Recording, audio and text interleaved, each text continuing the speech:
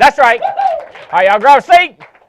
The Alliance is happening. That's right. It's happening like I ain't never seen it before. And a lot of times I've been trying to get it going. Now what I'm trying to do is not mess it up. You know what I'm talking about? Like it's going in the right direction. We're taking off. We are taking on more people. We need your help, and that's what we're going to talk about today. What kind of people do we know when we're talking to them? We know the right kind of person, and we pull them closer. And if we feel like we're on the edge and we're not sure if we're the right person, I'm going to tell you how you can camouflage and become the right person. Or, better yet, you could change and be that right person. And I don't know about you, but I got to make a couple of adjustments. So I'll be talking to myself mostly when I'm talking about who we're looking for exactly. Okay? Because exactly is tough, but that's what I'm going to describe as exactly. So I'm going to have to make some adjustments, and probably you will too, but just kind of keep it to yourself. Don't raise your hand and go like, oh, there's something I need to do. Don't do that. Okay, so here we go. We're ending up 2015. We have people that are on the edge of winning Banff, Canada. If you don't win, you can always say, it's just Canada. I don't feel bad. But if you're close, I'm telling you, this is one of the most beautiful, maybe the most beautiful place on earth. Banff, Canada, the mountains, the snow, the sky. It is so crazy beautiful. You go like, we're going in June, Andy. It's not going to be snow. Yes, it will. I'm telling you, these mountains are so tall, and it's like it'll be warm here, snow there. You can't imagine the contrast. And the castle that we're staying in, the Fairmont property, is unbelievable. The service I covered the other day with some people that listen to this. Now, if you're totally going to miss it, you're not going to want to hear this. You're going to be really upset. In this castle, in this Fairmont property, they have glow-in-the-dark pinball bowling. You're not going to want to miss that. I'm not kidding you. It's crazy awesome. I've never seen anything like it. And it's like in this cave, and it's just, there's so many little things when you come off of these trips, you're going like, I had so much fun, I don't even remember what all I did. And this is going to be this trip. And then to go on up to Lake Louise. So if you're close, is it worth working every day in between now and the end of the year? Well, you didn't work every day until now. So you probably have saved up some energy and you'll be fine. You're not going to die or anything. I think it'd be worth it, but you have to win, and then you can complain if you don't think it's worth it. If you don't win, like I said, it's Canada. It's right up there anytime, except really it is north, way west, and it's an incredible trip. Now, if you say, I can't win, I don't have a possibility, don't forget, we're running a cruise contest that just started that runs through the end of the year that you could win a small 2-day cruise with foresters. That's 100% foresters. So and there is, the way that contest works, if you hadn't noticed, if you thought you won 2 weeks ago because you were at like number 4 or 3, well, other people have moved ahead of you. There's been a lot of jockeying for position in the Foresters Cruise Contest, the one that we're going to, Nassau. And so there's a lot of jockeying back and forth. So every dollar. Now, the other thing you got to be thinking is, starting January 1, we're starting a contest to go to what we think might be the most beautiful, most awesome trip we've ever been on, to the Mediterranean, where you into Barcelona, and then we're in 3 different countries is what we said. But then again, there is the Vatican, which is its own country, and there's Monaco, which is its own country. So 5 countries in 6 nights and 7 nights and 8 days. So this is kind of a crazy trip. The Katzes, Adam and Beth Katz, came by last night and chit-chat with me and my wife and talked to me and Jane, and they were like, how are we going to do all this? We said, you will have to pick. There's so many unbelievably cool places, like the Colosseum. Like if you want to go to the Colosseum in Rome, keep in mind the Vatican's there too. So it's tough to get it all done.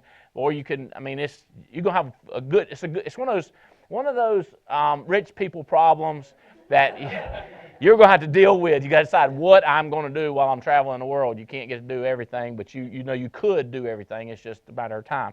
So what you're doing is, by killing it now, between now and the first of the year, you know, everybody does all their goal setting, and I'm going to start changing the world starting now and get ramped up so that when you hit, it would be like if I was going to run here and Niall and Angela were right here, and we're going to line up. If I could take a running start, because I knew when they were going to go bang, then I could just come running and you could bang, you know what I mean?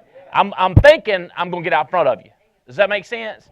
Well, I can tell you the bang for this contest starts January 1.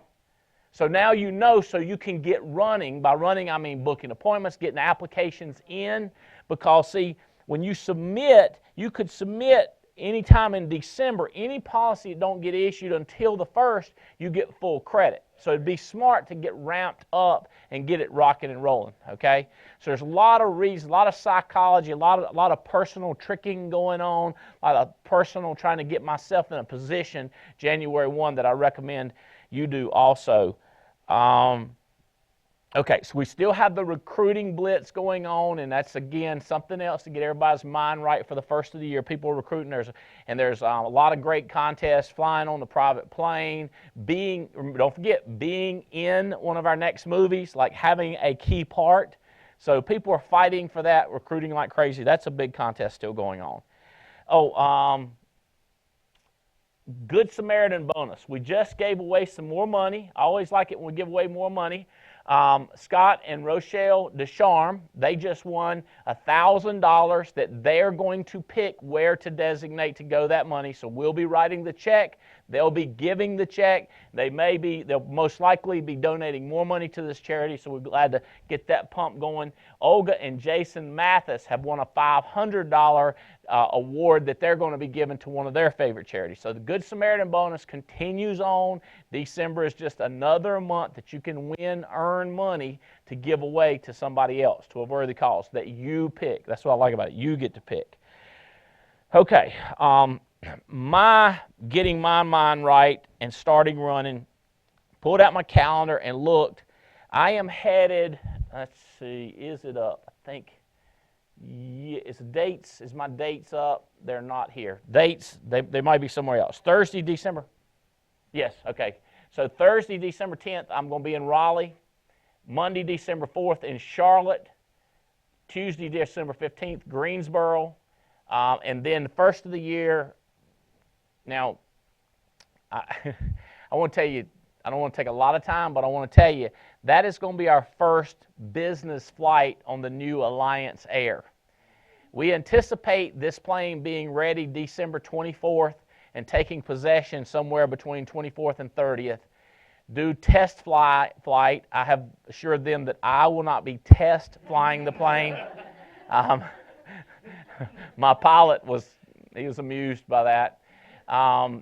So Justin is going to test fly. We will take possession. We will fly a little bit, looking for any kind of discrepancies that we don't like about the plane, and then we'll put it up January 11th to get painted in the Alliance colors and scheme, and that's going to be awesome. It's going to be beautiful, and so I'm really jacked up about that. I mean, you know, if you've ever thought one day I'm going to have a plane, like I thought that, and now like it's close. So I'm kind of freaking out on it. I love the people in Virginia, so we're going to be flying the plane to Norfolk, Virginia, and doing a boot camp in a hot spot there, and then we're going to be coming down to Tampa with Mike and Robin and some of the other good folks down in Tampa, Florida. So we're going to fly the private plane in there, and then we've already got Charlotte back again January 11th. So this is my running start. I hope you're looking at your calendar and putting it on your calendar, your running start to get started. Now, pull up, speaking of the plane and where we're going to keep this plane, would you pull up the Roy Cooper? Okay, so people have asked me about this. I tried to selectively get it out because I don't want people flying in from Oregon. Don't do it. Don't want you coming in from New York. But if you're close by or if you're thinking about being at the campus around this time, December 21st, we've got a good reason. There's a good friend of ours, the Attorney General of North Carolina. I call him the head popo, the head policeman, the guy that's in charge of all the legal, all the everything, North Carolina, the Attorney General. We think he's going to be the next governor of North Carolina, so we're supporting him. My wife, Jane and I have been giving him a lot of money, mainly, Jane's listening, mainly Andy has been giving him money. Jane's going to give him some, right, Jane?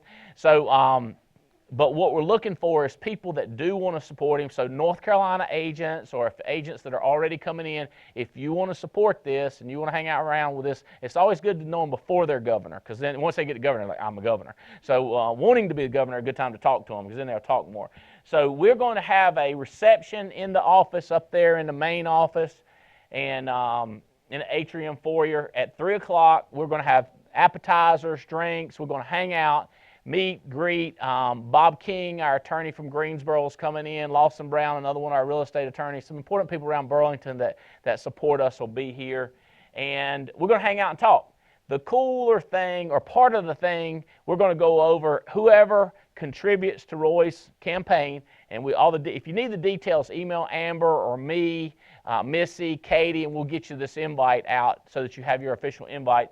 But the contributions are very simple on there. You can pick. It's very flexible, and it's per couple. And then we're going to go out to the hangar afterwards. And it is beautiful right now. We do have major plans to enhance it and make it cooler. And we're going to have our kind of alliance decorations out there, but you'll get to see it beforehand. And so you'll be one of the select few that get to see it beforehand if you make it up. So that's December 21st. All right. Okay. All right. Get into some stuff here. I want to talk today. I want to talk about who we're looking for now. See, the way this works, y'all understand how this business works. You can make a six-figure income. I usually say 75 grand. You can make six figures you selling, you going out, buying leads, talking to people. First time I saw this 15 years ago, I was just, oh my God. I can go print money whenever I want to. So the way, though, to create the lifestyle, the way to create a massive business for yourself is going out and building or finding others. All right? So let me take this from top for Mac's sake and for their audio sake. Today I want to talk about the 12 qualities of a person, the 12 things to look for in a person to see if they're like-minded and they want to become significant.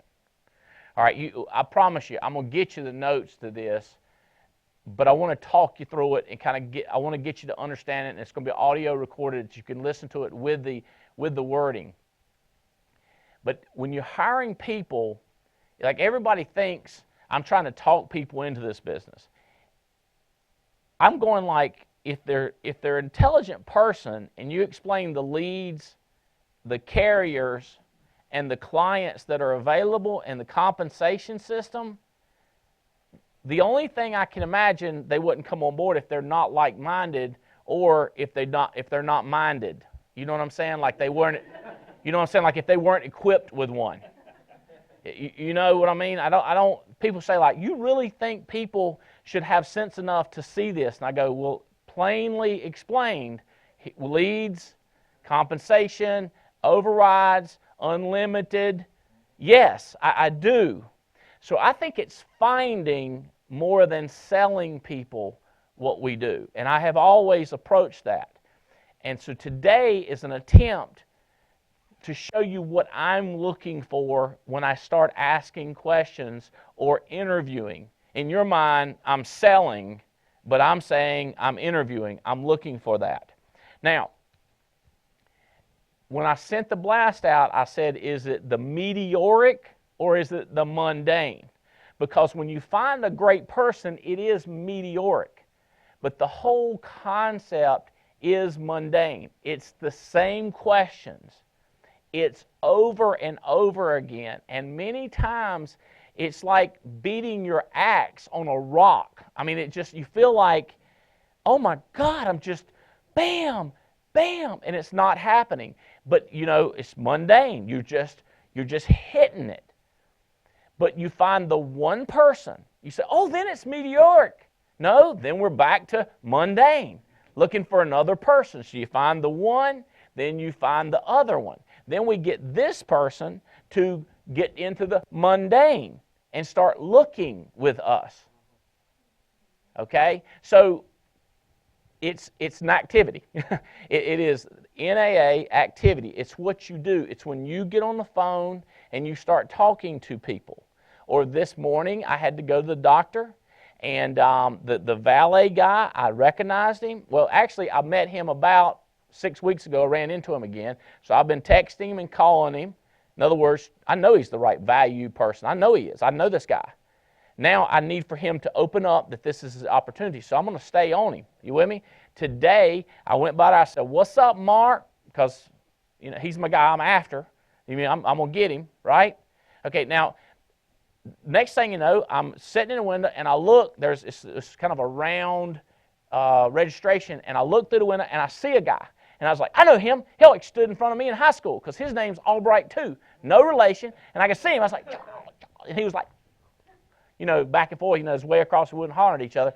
Well, I didn't know this at the time, but as soon as I got checked in, I went around and talked to him. I didn't know this at the time, but he lost his vocal cords. Yeah, so he was like, and on purpose, you know what I'm saying? Like he didn't have a choice. And he was like, I lost my voice. So I was like, all right, I got to go. I was like, and see, because I always say you need to talk to people, not text them. In this case, I think it's going to work texting him better. So I gave him my phone. I was like, oh, that's right. You can hear. I was like, dial my number. You know what I mean? So he dialed my number. So I got his number, right? So you with me? No. So my thing is going to be see if he gets it, see if he's minded, and then we'll go through like-minded. Now, with people you kind of know who's got the values because of their parents, their job, their performance. We'll talk more about that. But when you do resumes or when you run an ad, you don't know what you're getting. It's kind of like, what's his name in the chocolate, right? Until you open them up or bite them, you don't know what's inside, right? So until we start asking them the questions, we don't know, right? So that's what we get into. So the mundane of just doing it. Like me meeting him, you might think, oh, God, meeting somebody, that's, oh, my gosh. No, it's mundane for me. Once you've done it, it's just doing it, doing it, doing it, doing it. You with me? Okay? All right. Let me give you what I'm saying. Like if I walked into you and I said, okay, this nurses are mundane. You with me? Here's what I mean. Like you go to a nurse's office and you're going to get a full exam or something. They don't go, do you mind taking off your clothes? They don't do that. They go, get your clothes off, put this on. And they walk out. Does that make sense? It's like it's mundane to them. You with me? When this business of meeting new people or calling a person on a resume becomes mundane, you with me? It's only meteoric if you've only done it one time. You with me? Maybe the first time the nurse said that to somebody, she's like, ah! And then because the person just did what she said, she's like, oh, whatever. But I guarantee you, after 144, it's mundane. You with me? The mundane's where you're going to make your money. Okay? If you got to get through that. Okay? Now, all right.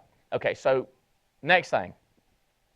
I've said this so many times that we want to find faithful, available, and trainable, or FAT, RWAs, ready, willing, and able.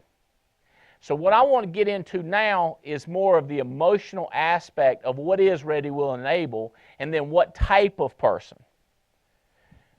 I know what. I'm going to show you. This is extra. This is free. This is extra. Okay, a lot of people think that when you're talking to people, if they want in, if they want in, if they're excited, then that means they are great people. They are ready, willing, and able. They are great. And I go, whoa, whoa, whoa, whoa, whoa. Who wouldn't want to do this? Now, let's do the filter on them. Does that make sense? Like, a lot of people think that because they fired up, like this one manager, he handed me the phone, he said, this person is awesome. And I was like, they want it bad. That was correlation, was want it bad meant they're awesome. So I was like, I heard awesome.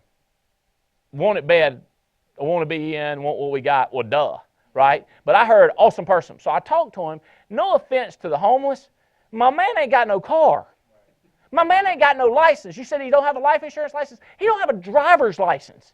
They took it from him. See, he wanted it bad. He didn't fit. Does that make sense? Okay, now that's an obvious not fit for some people, but some people are like, well, can't we help him? I was like, I'm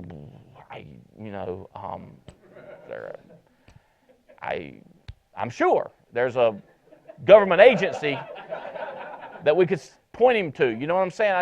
I care, right? But I don't know what we can do. So we're looking for the right people that we can help. We're looking for the helpable. We're looking for partnerships. Okay? All right. So let's keep rocking on this. Billy, if those would go away, that would help me. I don't know what they are. Okay. Woo! All right. Here we go. Why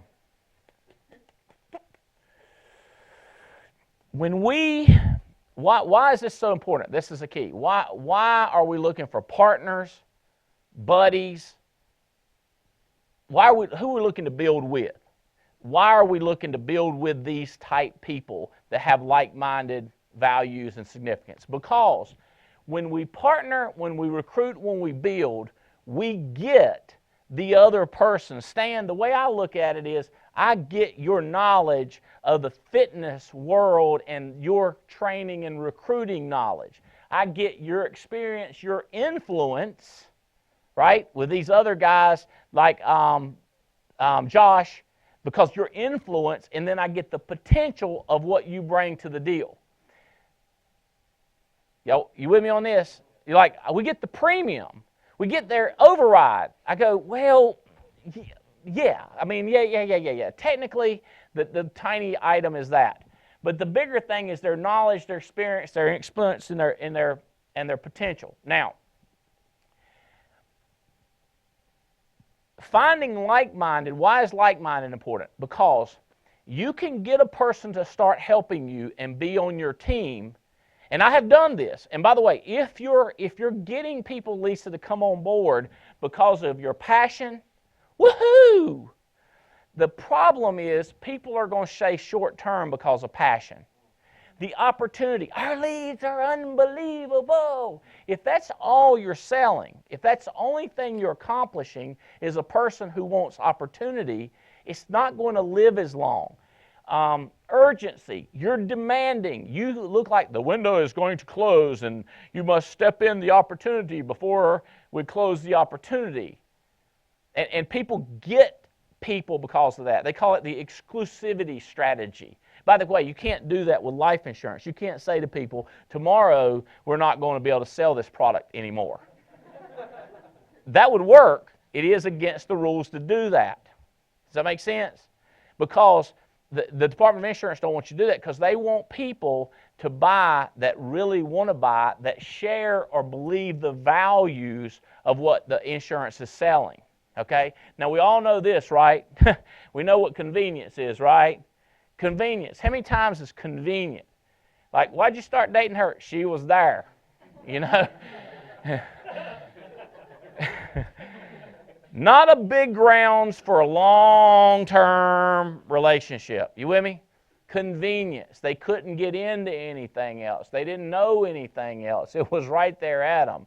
You know, it's not based on long-term. We're talking long-term building, lifestyle, career, the whole concept, right? This is big. All right. So, Values. We have 8 values, and what I'm going to talk to you about is like-minded values, like common sense. I'm not going to get deep into our values that we have all collectively come up with. You say, I didn't. Well, before you were here, and we hope the reason you were attracted is because our 8 values. We did come up with them and we settled on them. I was trying to remember them. I've tried 8 different ways, and I asked Jane, I said, tell me, Jane, about our values. And she said, every single insurance agent respects caring, committed givers. Okay? And so the way this is it stands for, I think, excellence. You get the idea? You see how this is going to go down? Single, service. Okay, so here's the way it looks. Every single insurance agent respects caring, committed givers. Excellent service, integrity, accountability, respect, compassion, community, and gratitude. You can memorize those, and I am memorizing those after we put them together 5 years ago. I'm still memorizing them. I think I almost got it. Every single insurance agent. With this, I can pass a test. The common sense part of it, while you're talking to people without lining them up on a checklist, is what I want to walk you through. I want to get you through Deanna. Is it Deanna? Am I saying that right? Okay, that's what I want to get you through to see about their excellence, their service, their integrity. It's a nice conversational litmus test, 12 different ways, 12 different things. You're not going to get 100%, but you're going to get the idea of what we're looking for. All right.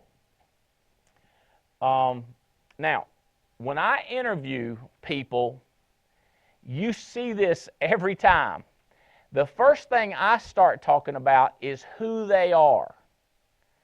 I'm not selling our leads. Andy, do you never mention leads? Oh, about 32 times.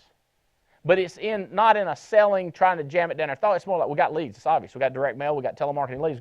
We got hot prospects. You get $500 pop. But I'm not going on and on about that. What I am going on and on about is this person's heart and head, mainly heart. Okay? Now, this is big. Is this you? When I talk to people, here's what I'm thinking.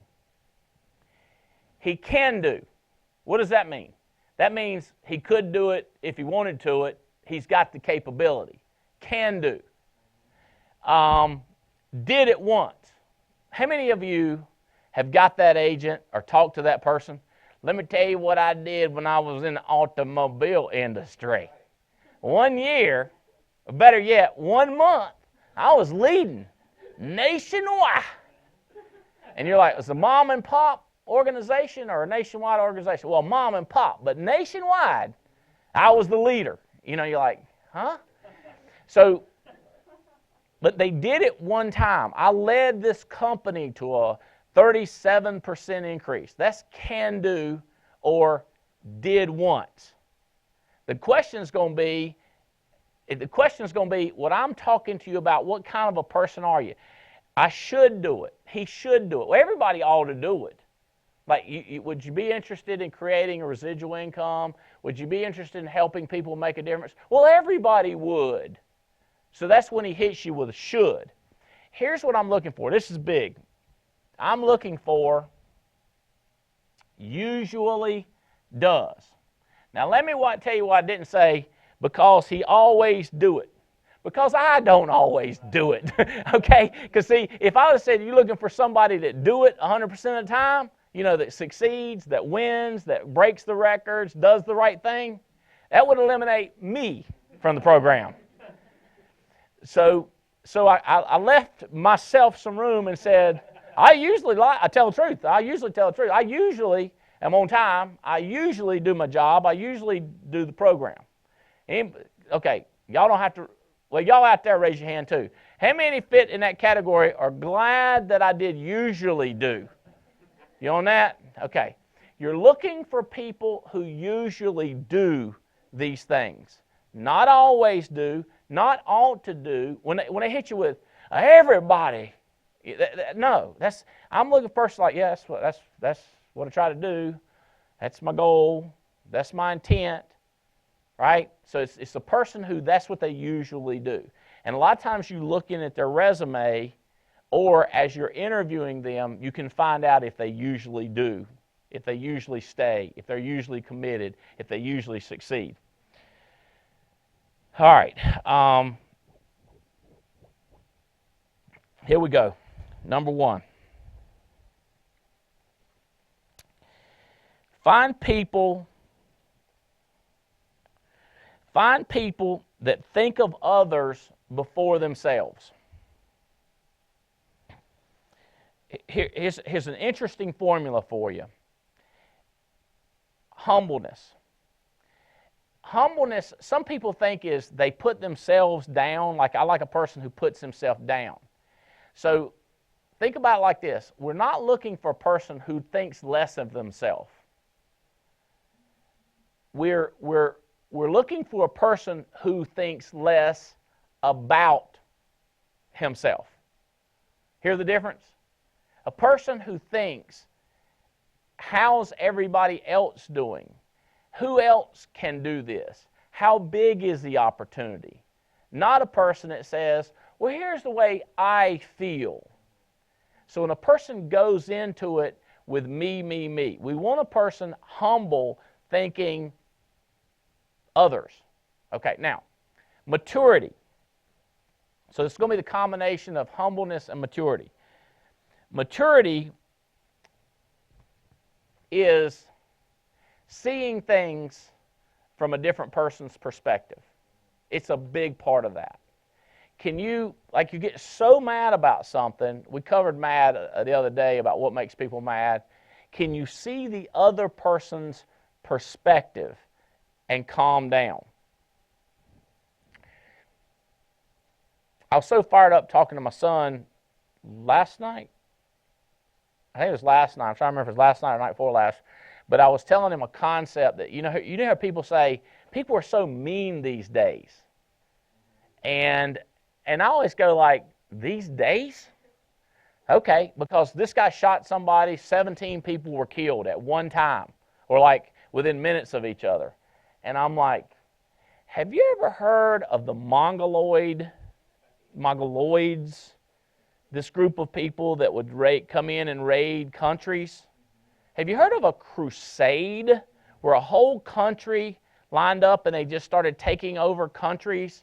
Wasn't this thousands of years ago where they would kill hundreds of thousands of people? They would rape, pillage, keep them for slaves? Isn't that mean too? Isn't the part when you thought you was sick, they would put leeches on people and let them suck the blood out of them as opposed to giving them a Z-Pack? I'm thinking Z-Pack's cooler. Less mean.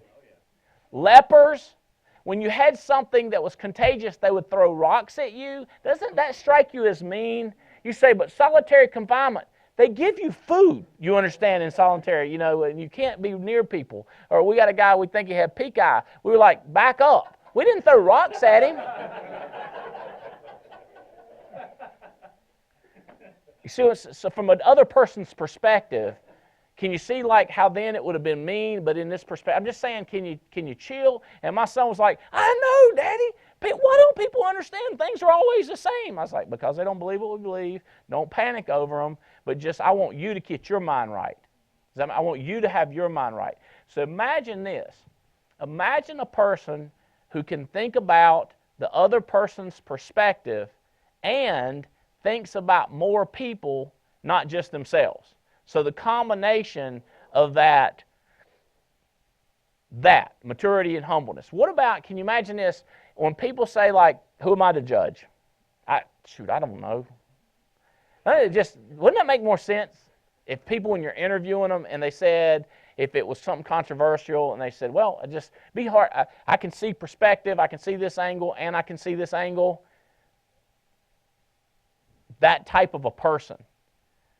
Okay, all right, so who am I to judge? Go with that. That's number one. Number two, have you heard this question before? Am I my brother's keeper? You want people who think, I am my brother's keeper.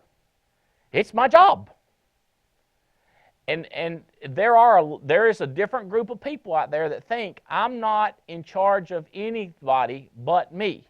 And there's people that think, I'm in charge of helping other people. We're looking for the people who truly believe I am part of the solution.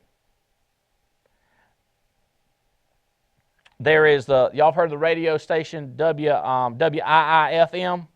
What's in it for me is the opposite. What's in it for me? We're looking for that person who says, can I help others with these leads? If they say that, can we give other people? Can my cousin help? Can I get my husband? Can I get my cousin? Can I hook him up? We should tell more people about this. That person who's thinking we could make a difference. I'm my brother's keeper. The person who thinks, when you're talking to them and you can see, I love life. I love people. I like the excitement. I have the passion. This is going to be fun. You hear me? People that think like that when you're talking to them and you're chit-chatting and you feel the energy being pulled out of you or blood being drained out, because you're going like, this is not going to be fun with these people. They don't have the energy. They don't answer the question. They don't bring positive energy. They don't bring passion. They don't want to step up. We're looking for the person that wants to travel. Because maybe if you've talked to enough people who say, yeah, I mean, I like where I live right here better than any place I've ever been. Well, where have you been? Well, nowhere. Or one time I went to South Carolina. I'm like, or I hate to travel so much.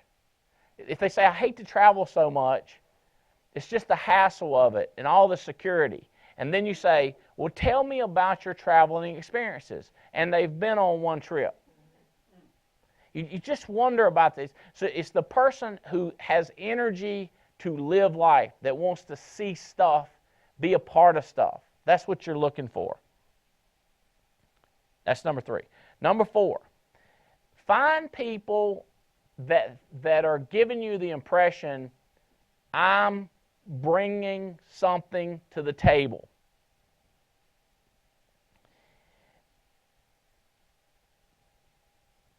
See, if you got something, you've got the power of the team. You've got the leadership of the alliance. You've got the leads of the alliance. You've got our culture. You've got so much you're bringing. Find somebody what bringing something to. What has something also. So when you're interviewing them and they don't have anything to bring, it's tougher. I mean, you might hire them and you can pray for them and help them. The people I want you to get to Alex Abian, the people I want you to go find and get them to Alex Fitzgerald, get them to Chris Long, get them to me, is the people what bring something. Like, I got something. Man, I know some people. I got a lot of energy. I'm willing to work. I'm ready to go. I got a car it's great gas mileage. Find people that bring something to the table so that it's not you giving. And some people, I know you hear this as a contradiction, okay? Because you go like, Andy, I thought we were supposed to help people. And I go like, difficult. 2, kiss a girl leaning away from you. Climbing a fence, leaning towards you because you can't get your feet. And help somebody who don't want to be helped. So a person who don't bring anything, like what have they been doing? What have they been growing? What skill have they been getting? What have they done with their life? Have they brought something? And you say, what about a guy that's 18-year-old? 18-year-old said, I don't know much, but I'm 18 years old. They bring something. You hear me?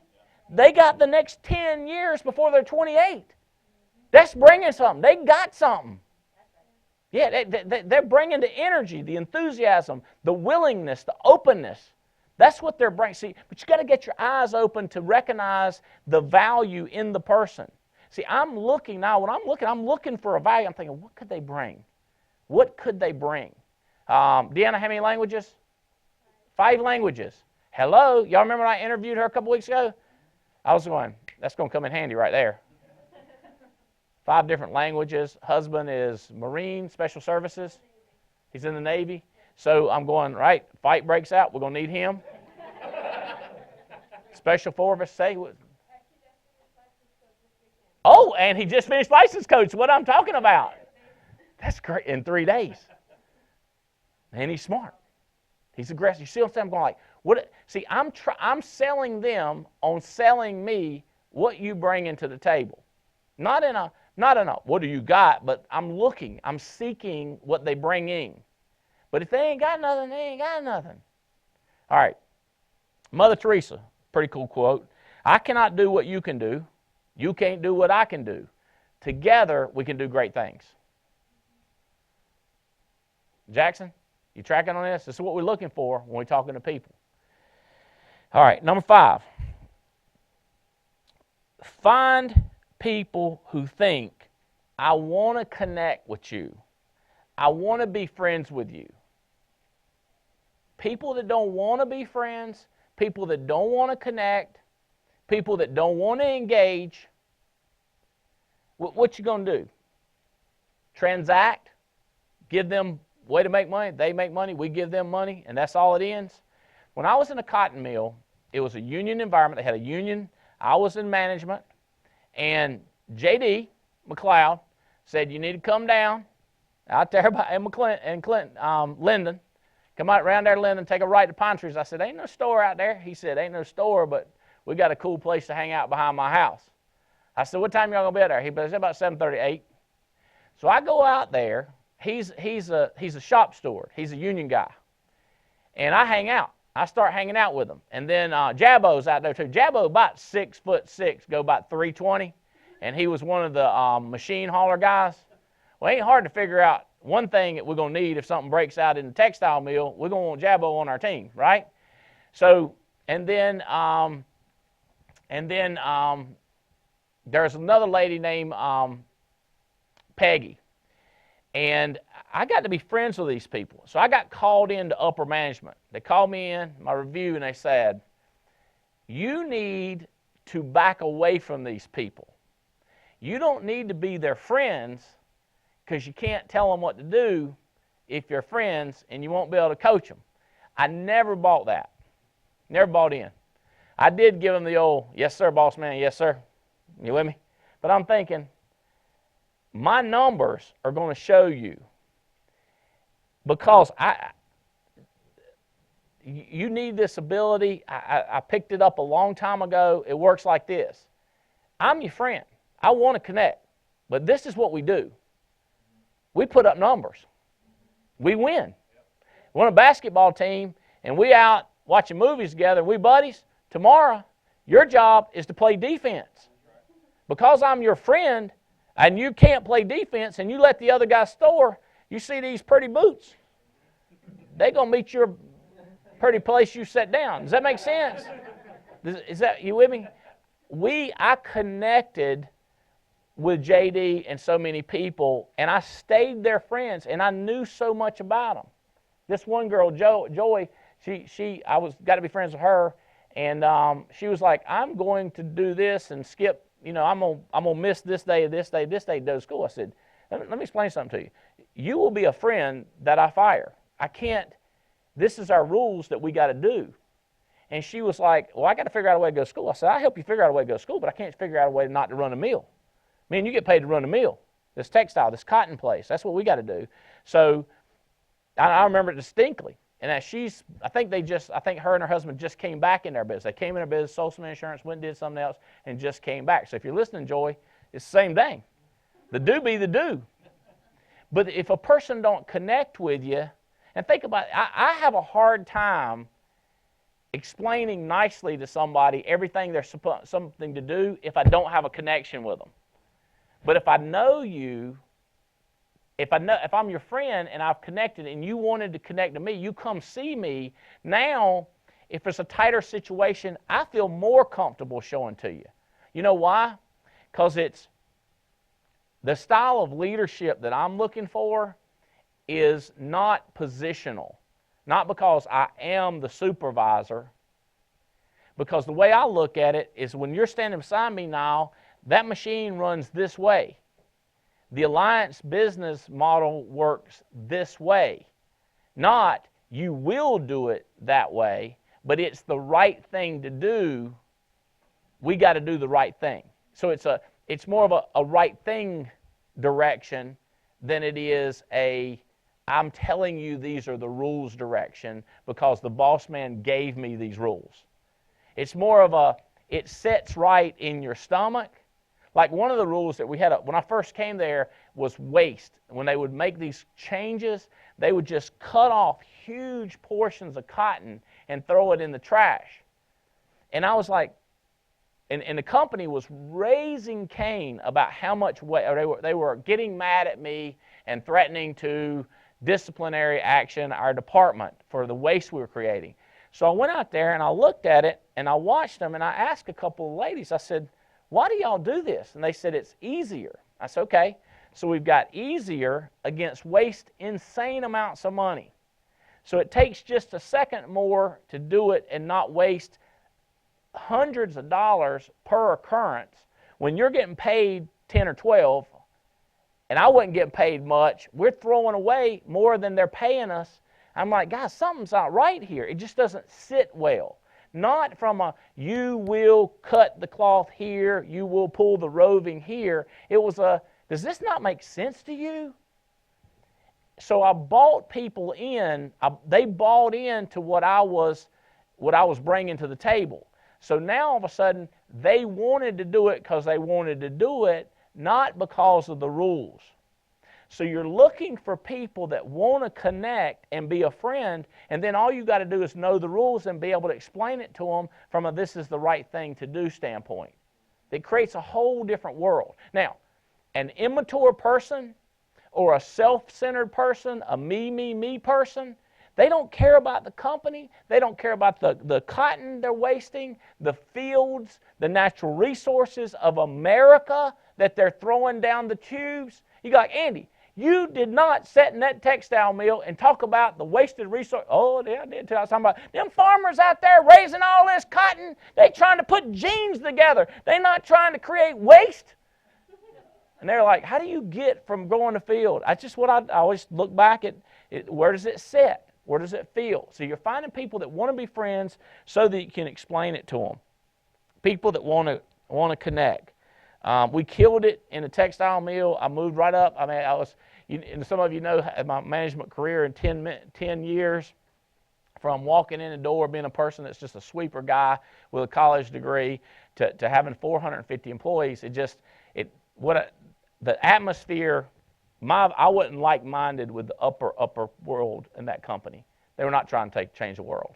It wasn't long-term. It lasted 10, okay? But it worked real well for me. Okay, number 6.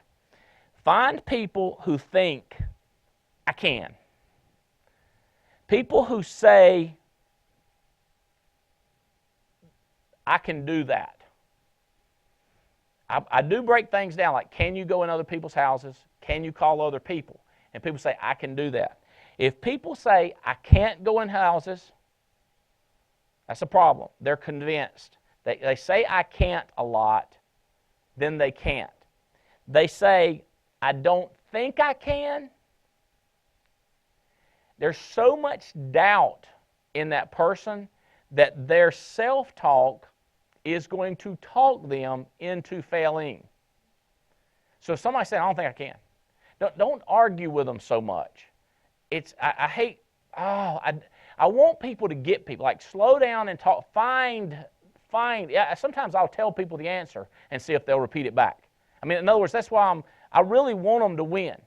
But when they refuse to say, I can do it, and they just won't even say, I can't. How about another one? Can I? Do you think I can? They're saying to you, do you think I can? Can I do it? A lot of self-doubt there, a lot of no action. If they ask a question, here's the questions you do it. I don't have the money to get my class. How do you think I can get the money? Have you got any ideas? I don't have a car.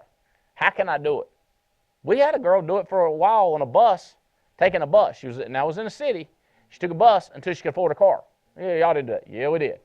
So if a person says how, all of a sudden we have an opportunity. Because when they say how, we have a way to pull together. Because when they're asking me how, now it's me and them working. They allow me to help. So people that think I can, or people that say how can, that they're asking the word. 7, find people who think, I will help you expand. So you're explaining to them our vision, and they go, I'll help. I'll be on your team. I'll be one of the ones that takes over this territory. How do you know, Andy, how is it possible that you'll find a person that'll say that? Talk to a lot of people. Remember? It's the mundane. It's not the meteoric. It's going through them and listening when they say, I'll help you explain. That's the people that are rivers, not reservoirs. You tell them, and they're immediately going to tell other people. You see, can you tell, Andy, of how some of the people that came on board with us, they're not 12 out of 12, but I'm explaining to them, even they're already come on board, James. They've already come on board, but they're not 12 out of 12 because they're more of a reservoir. They're more of a pond. They're more of a black hole. Money, the information comes in, it stops. They've got the opportunity to stop. We're looking for the reservoir people that are multipliers that are going to copy and do when they say that right off the bat, or they say that pretty quick. Ladder builders as opposed to ladder climbers. So what do you mean by ladder builders? People that build a ladder, show another person the steps. Michael Owens is a good ladder builder. Okay? He'll help a person move up. Diane Lampy's big on helping other people find a way to the top. People that are trying to figure out how to get on the top and stay on the top and nobody else to be at the top. How do I move up? You explain to them the way you move up is you help others move up, and they go like, oh, no, I got you. But how do I move up? So you tell them again, well, what you do is you got to have this person, but is there a way I can move up by myself? Yeah, we can do that. You see what I'm saying? It's almost like it's disappointing. I'm looking for a person that wants to help other people move up also. We can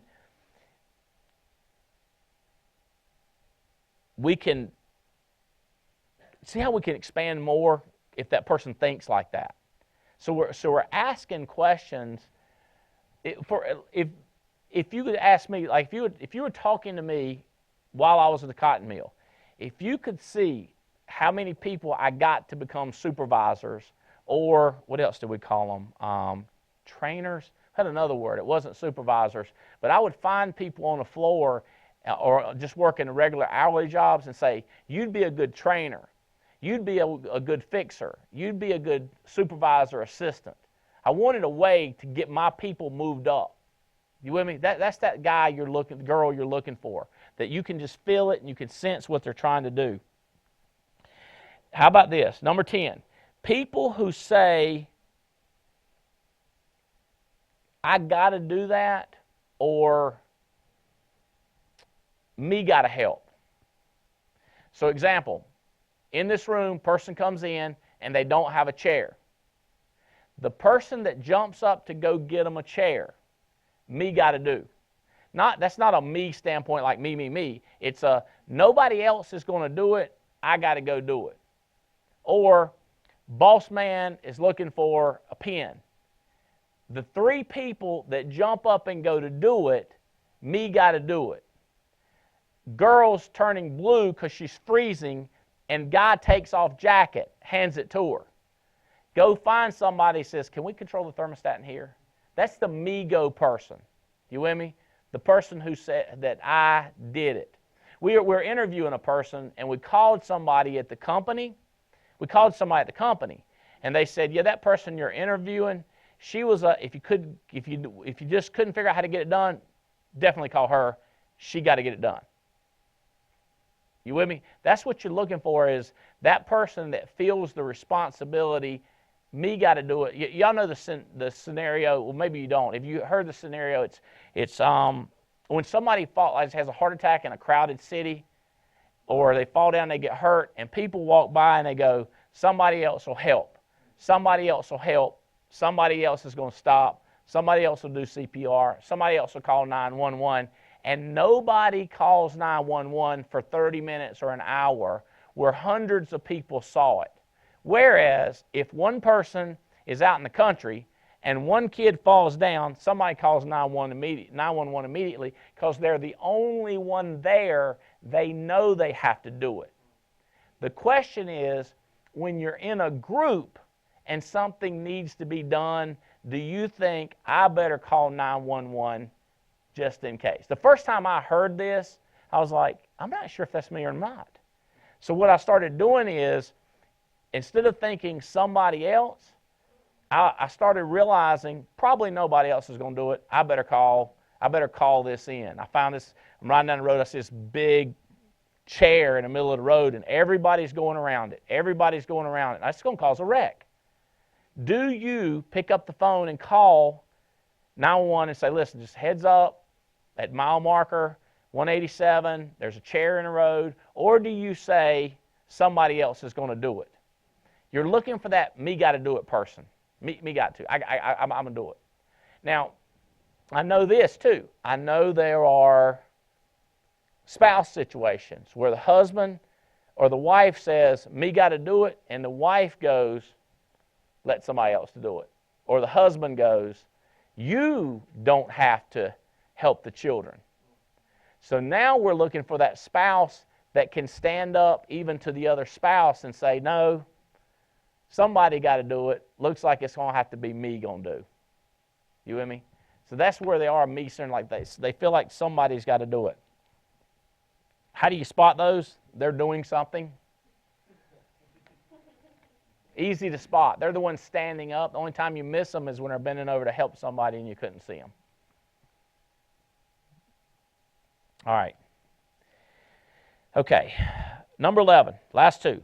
People that think, hey man, we can tag team. You do this, I'll do this. You can see them meeting you as opposed to standing back and waiting for you. Now, I like all these real sophisticated business people because the next part, what I talk about, they're going to kind of laugh about or turn their nose up at. But I like WWE. I like the wrestling. I like them when it's WRL. And there's a rope right here, and I liked it when the guy was outside the rope and his buddy was in there, and he was trying to reach him and tag him, just reaching, just all he could to tag team. And then when he couldn't reach him, he said, the heck with it, climbs on top of the rope and jumps off anyway and knocks him upside the head. You with me? I'm looking for that person that's going to tag team with me, that's reaching in, and if I can't reach to call them, they just say, the heck, they just go ahead and jump in and start drop kicking them. Does that make sense? You're looking for that person to tag team. I give you a tag team. An egg strong, good egg. You know, you can't beat an egg. Can't beat flour. Can't beat water. But if you put them three together, we got us a tag team. We got us some cake. Make your tongue slap your brains out. You know what I'm talking about? I mean, you understand what I'm saying? Like, when you can put two things together, or two people together, or two animals together.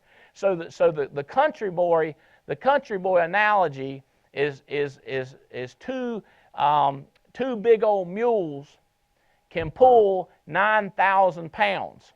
That's the given for a big old mule. You say, how you know that? Well, that's just the way they measure stuff in the country. They have big old mules, 9,000 pounds. Here's what an old-timey farmer knows. You get two more mules, they know how much it can pull. Well, the math is 18,000, right? Any country boy knows you get four mules tagged up together in a harness together, over 36,000, no problem. It's that tag team mentality. Who do you get that wants to tag and make the team better? Not addition, but multiplication. Last one. People who say, I'm going to pitch in. You know them. Family get-togethers. There's the people that, what we going to have to eat? And then there's Aunt Irene that says, I'm going to bring some of my homemade banana pudding. I'm going to bring some of that caramel cake. And I'm definitely bringing some butter beans. You're looking for the people that are going to pitch in. They're going to bring stuff that says, I will do something. You see how this is?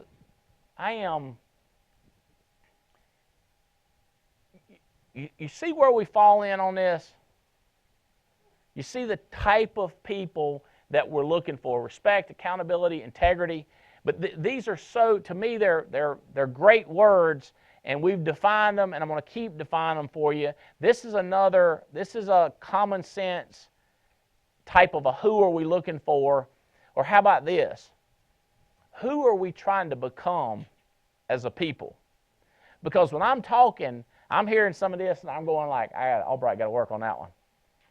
I got to jump in on that one. I got to do better. See, people that jump in, people that pitch in, they multipliers. They take us from addition they take us to blowing up like Mount Fuji. Those are the kind of people that we're looking for.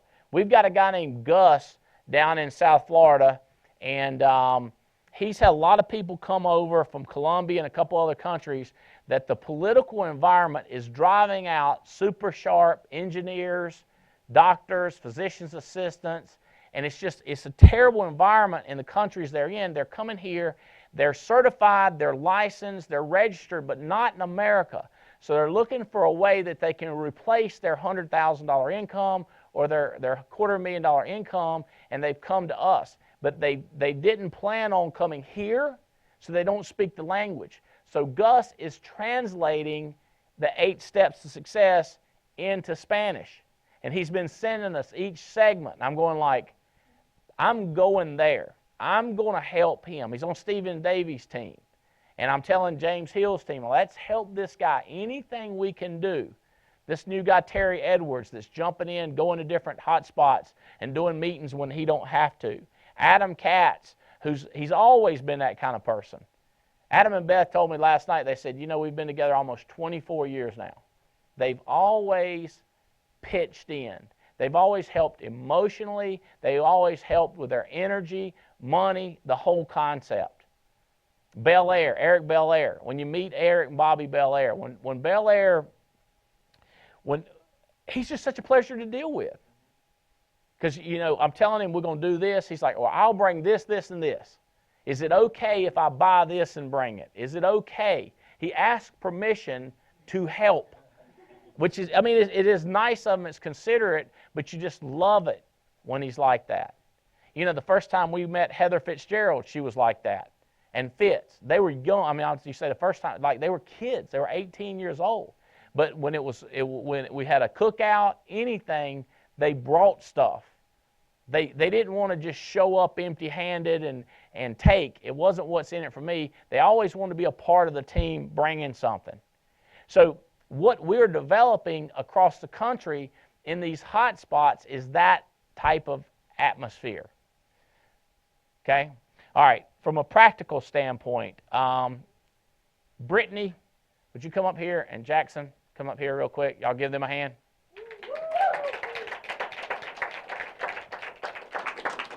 So, how you doing? Good. How you doing? Very good. How are you doing? Good. How are you? Good. And so Jackson is new in ABTF, or our Agency Building Task Force, meaning he's helping people get started across the country. And Brittany, you are interviewing for that position. Okay. So, tell us. So I know you went to NC State. I did. That's right. So which helped. That was a definite plus. Tell me what did you major in? Environmental science. Did you like it? I did. Why did you go into that?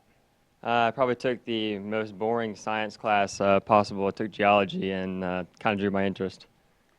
You took it in high school or you took it in college? College. So had you selected a major when you went? Yeah, I went actually into business administration, and I don't know, something about it wasn't my thing, and I took science classes, and I just kind of drew to that. So when I talk to him, it's going to be interesting how you evaluate what's going on here. We hired him, so I anticipate positive. So it's very difficult doing 100 people when I've got some people up here that I'm going like, you with me? It's going to be hard for me to go like, oh God, like I'm not going to deal with this person the rest of my life. You understand what I'm saying? But if you can see why am I interested? He went into business, got excited about a geology class. As weird as it sounds, yes. As weird as it sounds, yes. Well, over here on this side of the curtain, the Wizard of Oz, which will be you and you, because you're building Oz, right? So you're building. What I'm hearing is passion for life, excitement to live about something. You hear what I'm saying? Like he transferred, he changed. You go, and then some people go, you want people to change majors? No. You're missing the point. If he said, I always wanted to be in business, and I got in, and I loved it, and that's what I majored in, woohoo! But if he says, like, I hated it, you see, I'm asking questions to see if they fit this bill. Now, I got to tell you, the best way to tell people how great we are is to be interested in who they are. The best way to find out if they fit the bill, if they're like-minded, if they're a person of significance. Is that Alex back there? Yes. If they find out if they're a person of significance, is while you're being interested, you're listening to what makes them tick. Where you are is you're right here. Okay? And so you're trying to figure it out. So tell me something, and here's what I said. Sometimes I tell them what to say. Like this is one of my favorite questions. So tell me something good about you from childhood, your parents, something you've accomplished, stuff like that. Give me stuff like that. People are like, well, who couldn't do that? A lot of people. You just wouldn't believe the stuff that I hear. So I'm going through the numbers, Deanna. Tell us. You tell me. Okay, well, I guess something about myself is I was an only child growing up, so having a bond with my parents has been really good. We have a really good family life. Everyone in the Crane family kind of is really close, and I don't know, something like that. I don't know what else. I had a lot of close friends. They were pretty much my brothers. So I built a lot of relations with people in the neighborhood, and still to this day, we are probably the best of friends I probably could have asked for. So that's like my brotherhood, I guess, per se. Mm. Did they go to different colleges or? Yeah, a couple of them went to, actually, I transferred from Charlotte to State. And one of my buddies from high school, me and him still chat every day. We all try to meet up at least a couple times a week.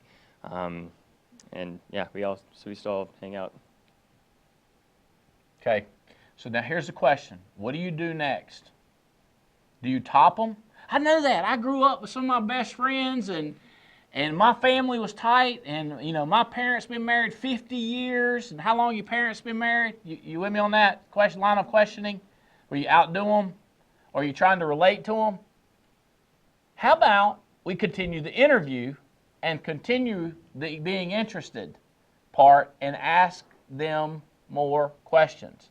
You see the concept? This is I'm finding them. I know you do this, Pam Parrish. I'm going to say, Pam, I know you've been doing it. How long have you been doing this, Pam, with us? 11 years. She's been talking to people and finding it out. And when people start working with Pam, they love Pam because of the way she's learned how to do this. Okay, so high school, where'd you go? Northwest High School. Northwest Guilford. Indiana? Guilford. Northwest Guilford. Yeah. Okay, so did y'all notice that about the world? That you went to Western or Eastern or Southern or Northwest, and everybody thinks that's a school? Yeah. Like, don't. Oh, that's true. Don't be mad, but that tells you he hasn't dealt with an international or a multi-state situation. That'd be my thinking, right? Whereas my kid would go like, where'd you go to school? He would go Western Alamance. It's a small public school in North Carolina. Does that make sense? Why is that? Because he's in school at New Hampshire, and if he said Western, they'd say something like, "A," or some whatever they say whatever they say in New Hampshire. You with me on what I'm saying? It's like you're listening to people. And by the way, you say, "Well, is that bad that he doesn't?" Nope, it's just a fact. So I might ask something like, "Ever been out of the country, or have y'all ever lived anywhere else?" And he might go like, "Yeah, we lived in Indiana," and I go, "Huh, I was wrong." But I'm thinking through that. Did you grow up just there, or did you move there from somewhere else? No, I've always been in North Carolina. Well, Greensboro. You get it? I could have been wrong, but I'm making these guesses or beliefs. I'm coming to these conclusions. We've covered this before too. Is anybody wanting him? Do you feel yourself as he listens that you wanting to succeed more now than you did earlier? Or just the tiniest bit of information about Jackson, you want him to win more. So now as you're listening to people, but I'm telling you, there are some people you will not want them to win. You won't even want them to live. You know what I mean? You're not going to want to meet them. You know what I mean? But people go like, "But if he wants it, I still care." I go, "I don't know." No brothers and sisters? Nope, only Any child. military background in the family? What'd your parents do? My dad is a quality manager for Bosch Tools or Freud Tools, and my mom is a graphic artist for the Mailbox. The Mailbox being the franchise thing all across the country? Yeah, Mailbox? the one that like she basically draws the pictures that are on like kids' worksheets in school. Cool. Did they go to Charlotte, NC State, or they? No, my dad went to school in Wisconsin at Eau Claire, and then transferred to UNCG when his parents moved down here, and my mom went to Western Carolina. Okay, listen to this. When you talk to people, notice when you ask them, "Did your dad go to school or Charlotte?" and they say, "I don't know." Everybody knows, no, they don't. They don't know where their parents went to school. Or, "What kind of work's your dad do?" "I don't know. It's something where he goes early in the morning and comes back late at night." Like right? Right. Even at NC State, there was other kids. You'd ask them what their parents do, and they'd hit you with, I don't know. "I don't know." So it's showing you, as I'm interviewing him, it's showing his interest. By the way, I'm not correcting. I'm doing a lot more talking than I would be doing if I was interviewing Stan. But as I'm going through people, I'm going to slow down with people that are like this and move faster when I can't understand them, when they're answering different questions. Listen to this. When they're answering different questions than I asked.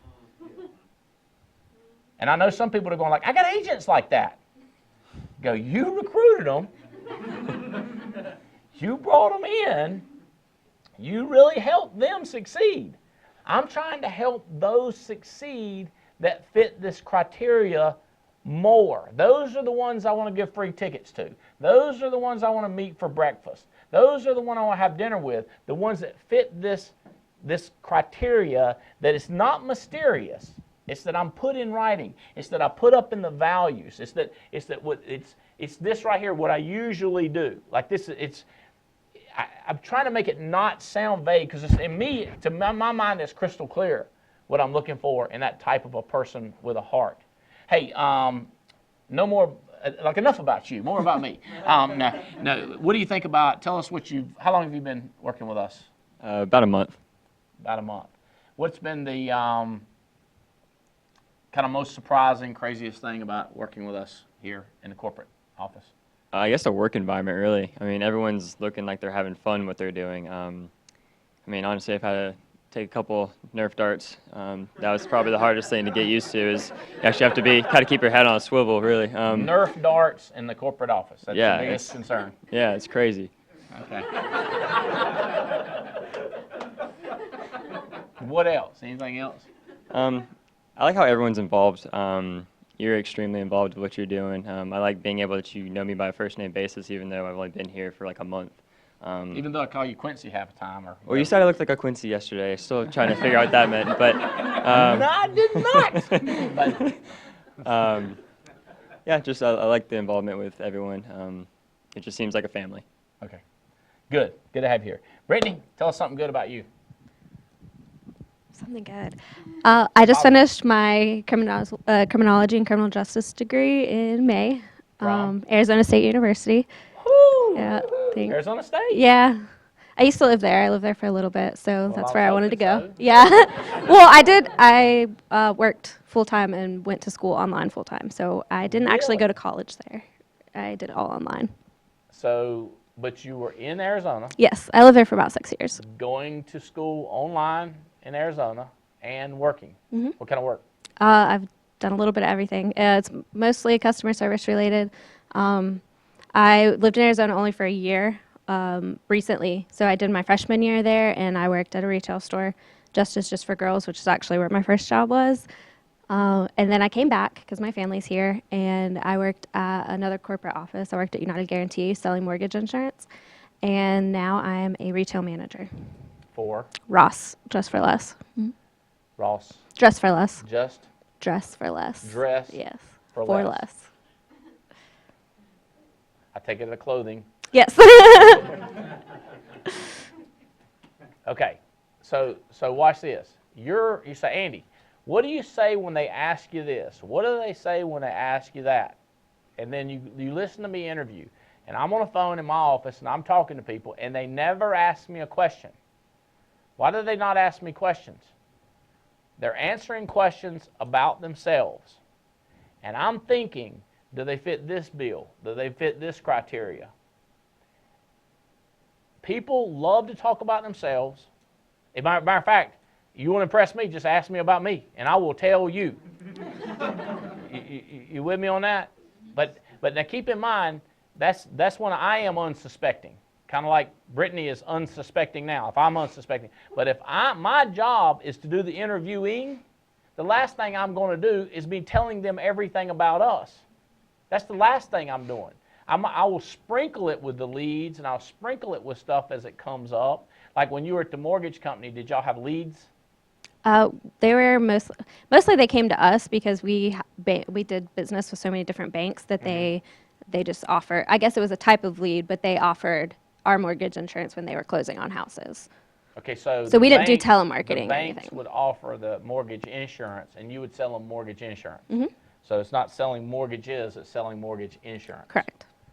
Okay, so see how a intricate kind of a question that is, and I'm understanding better who she is as we go. By the way, as I find out who she is, now I can position our opportunity in a much more palatable way, a way that makes sense, that she's going to like. Does that make sense? I'm not going to take as much time making it palatable, beautiful, and explaining it to a person who fits none of the criteria. Who say, how do you find people like, how do you find people FATRWA and are 27 years old?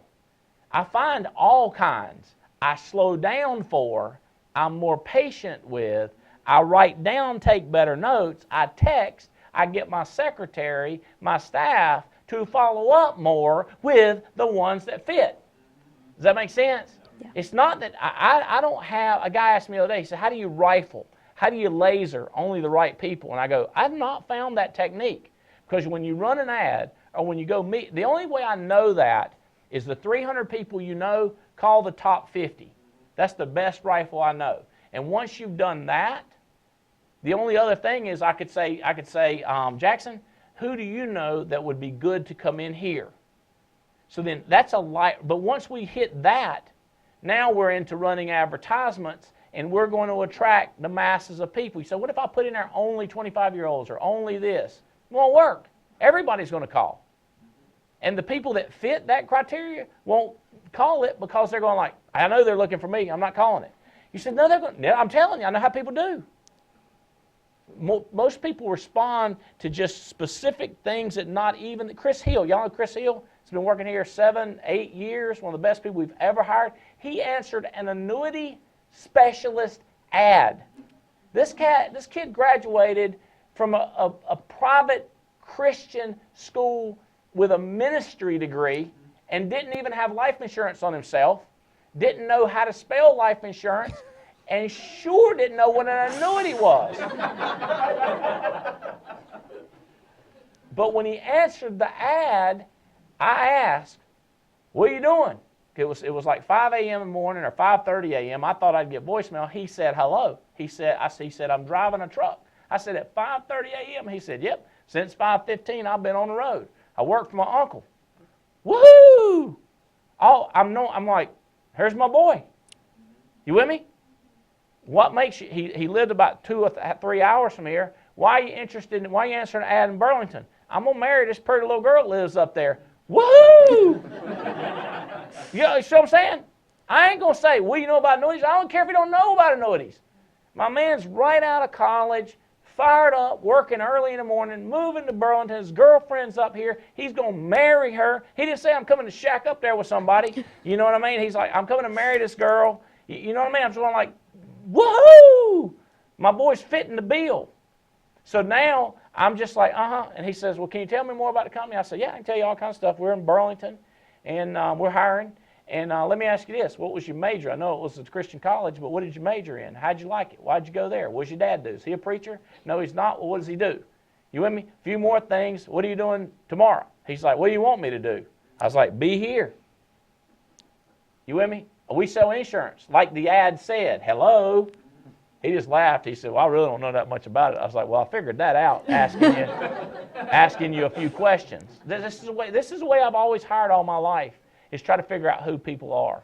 Tell me why you're moving around so much. Like, how does that work? Why did you, only in Arizona, now you're here? Arizona was strictly, we moved there for my dad's job. He is an IBM network architect. Mm-hmm. And then we moved back because of his job. He was able to work at home. So is he in Raleigh or? No, he works from home in Greensboro. Was he from Greensboro originally? Yes. Yeah. So he's from Greensboro? Yes. Did you grow up some in Greensboro? Yes. It was like a split. 7 years here, 6 years there. Then we came back. Then I went back, all and now I'm back. Arizona to Greensboro? Yes. Just those two places? Mm-hmm. Other siblings? Yeah, I have 2 younger brothers. They're 21 and 18, so they're not. I call them my big little brothers because they're huge. They're like 6'3" and big boys. Yeah. Dad, big guy. Yeah, he is. Football players, athletes. Yeah, they both play football and lacrosse. So. Where? Well, the oldest one just finished at G-Tech, so he's not playing football this year. Is that Georgia Tech or? Sorry, Guilford Tech. He's not playing right now, but I think he's going to transfer next year and play. And the youngest one's a senior at Northwest Guilford, where Jackson and I went to high school, and he is playing lacrosse and football this year. Can you see why I might be decent at this too? I like people. People that don't like people. Can they do it? They better be really good at faking it. Because that's the way you get big in life. That's the way you get big in our business. The one thing you know, if you ever see a post with a turtle sitting on top of it, he didn't get there by himself. Right. And if you understand anything about successful people, presidential candidates, business leaders, religious leaders, you can't get there by yourself. Big tasks take more than one people. We need the right kind of people to take this thing and blow the lid off. Blow up like Mount Fuji. Find people like Brittany. Find people like Jackson. Find people like Stephen Davies. I remember the interview. I don't remember it word for word. He answered a newspaper ad. And I remember him saying, did you go to college? He said, no, here's why. And I loved his story. I said, what are you doing now? Told me the hours he was working. I loved his work ethic. Didn't say he was going to quit. Wasn't putting down the company. Just said, I'm looking for a system. I'm looking for a strategy. And it was 10, 12 questions. He said, y'all got leads? I said, of course. That's why the ad said leads.